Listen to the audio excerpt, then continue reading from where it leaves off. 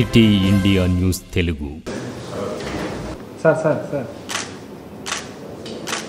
sir sir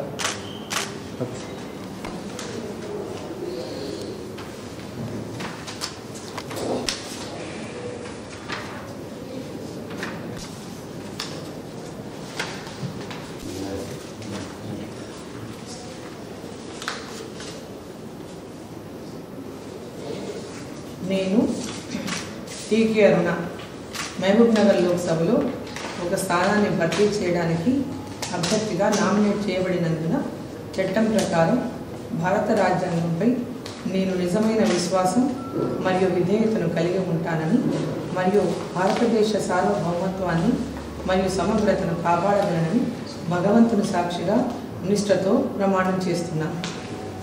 sign చేసి